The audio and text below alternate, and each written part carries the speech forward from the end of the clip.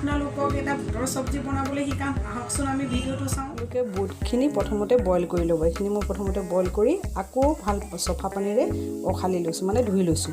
তাৰপিছত আপোনালোকে ল'ব পিঁয়াজ ধনিয়া পাত আদা অকণমান পিচি ল'ব আৰু বিলাহীটো মিহিকৈ ঠুকি ল'ব ঠিক আছে মই পেন গৰম হ'বলৈ দিছোঁ আৰু পেনটো গৰম হোৱাৰ পিছত মই ইয়াত তেল ঢালি দিছোঁ আৰু ইয়াত মোৰ তেলখিনি গৰম হৈছে ইয়াত মই এতিয়া জিৰা দি দিম জিৰাখিনি অকণমান ভাজি ল'ব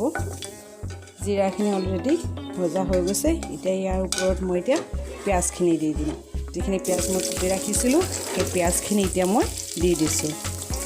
পিঁয়াজখিনিও অকণমান বাদামী কালাৰ টাইপত মই ভাজি ল'ম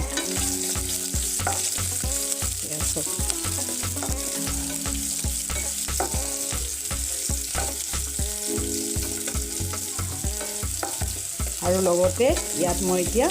আদা যিটো পেষ্ট কৰি বনাই থৈছিলোঁ এই আদাৰ পেষ্টখিনি দি দিম আৰু এইখিনি অকণমান সময় মই ভাজি ল'ম এইখিনি এতিয়া অকণমান বাদামী কালাৰ হৈছে ইয়াত এতিয়া মই মছলা দি দিম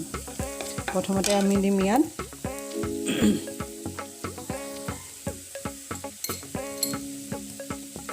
জিৰা এচামুচ দিম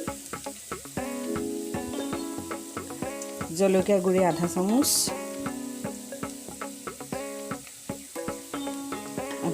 নিমখ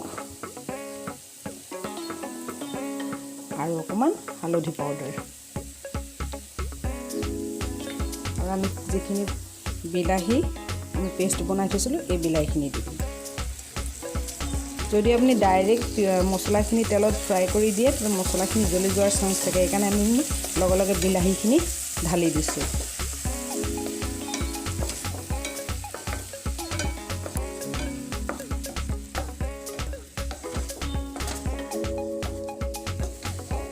আৰু এই মছলাখিনি অকণমান সিজিবলৈ দিব এইখিনি অলৰেডি হৈ গৈছে এতিয়া আৰু ইয়াৰ ওপৰত এতিয়া আমি যিখিনি বুট বইল কৰি থৈছিলোঁ সেই বইল কৰি থোৱা বুটখিনি আমি ইয়াত দি দিম মই এপোৱা বুট লৈছোঁ আপোনালোকৰ যিমান ইচ্ছা সিমানটো ল'ব আৰু সেই অনুপাতে মছলা দিব এইখিনি মই দি দিলোঁ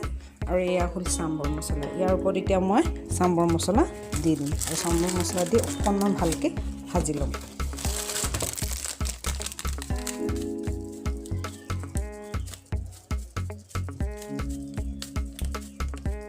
মই প্ৰায় ডাঙৰ চাহ চামুচেৰে এচামুচ চাম্বৰ মছলা দিছোঁ এইখিনি বুটখিনি এতিয়া অলপ ভজা হৈছে আৰু ইয়াত এতিয়া মই পানী অলপমান দি দিম মই আধা গিলাচমান পানী দিছোঁ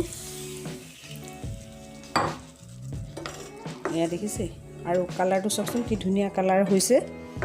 আপোনালোকে আধা গিলাচ পানী দি অকণমান জুইটো বঢ়াই দিব আৰু ঢাকনি মাৰি এইখিনি সিজিবলৈ দিব